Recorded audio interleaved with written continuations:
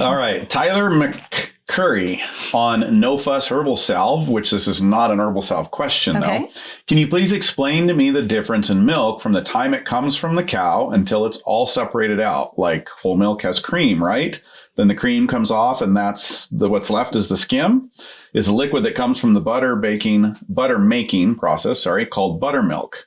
And I think this is the best part of the question. If so, why doesn't it taste like buttermilk from the store? Okay. This is a big question. There's a lot here to unpack. But I think some of the challenges is there's a difference in terminology that's used in grocery store dairy products than what we use from homemade dairy products.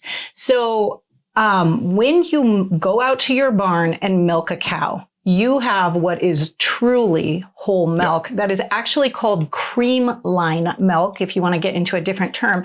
And the reason there's a different term there is because the whole milk you buy from the grocery store is actually about 4% milk. It has been had 4%, unlike fat or cream. Yeah, butter fat. Yeah. And so what they've done with the grocery store milk is they've skimmed all the milk off. They've put about 4% of butterfat back in there, and they call that whole milk. It is not really whole milk like it would come out of the cow. You're kind of getting ripped off. You're getting cheated, honestly. That shouldn't be called whole milk because it just isn't really. And if you have a Jersey cow and you bring in truly whole milk from your cow, you're going to be amazed at the difference in creaminess. That's because it's got a lot more cream in it.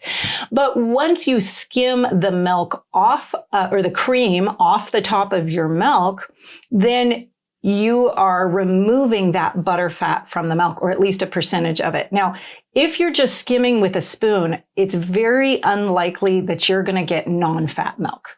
You're probably closer, just if you're not using a separator, which is what most of us are doing. We're not using a separator at home. Right. We're just skimming it with some fashion or another. You're probably, by the time you're done and you've skimmed off that cream, you're probably closer. I don't know if it's 4%. Milk. I mean, you'd have to technically analyze it, but you're getting closer to what the store calls a whole milk. Right, exactly. Even though we would still call that a skimmed milk. It would still be a skim milk to us on the homestead, but it wouldn't be a non-fat like at the store.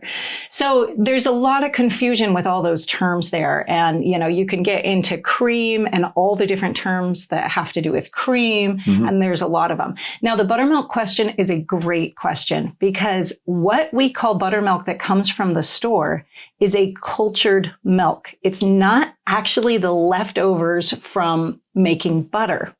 So it's actually a whole different product right now. And it would be more like a yogurt than it is like the leftovers from making. It's milk that's been cultured. It's milk that's been cultured. So it's had bacteria purposely added to it and let sit so that culture can grow and take over the milk. So I don't know the exact history here. Maybe you do, but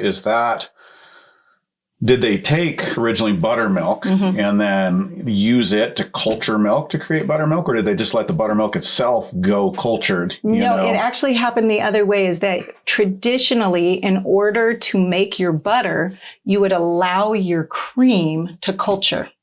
Right, that's right. So you would culture it a little bit. And sometimes you can still do that. If you watch my butter making video, I talk about that.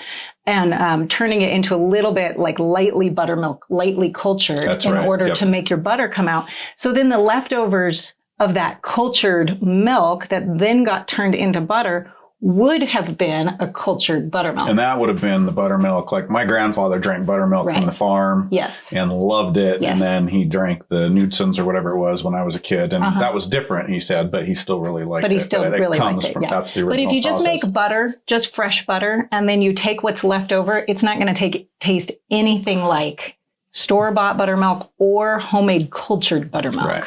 So I hope that I helped clarify that. I think that was good. Yeah. It wasn't confusing. You did great. Yep. All right, great.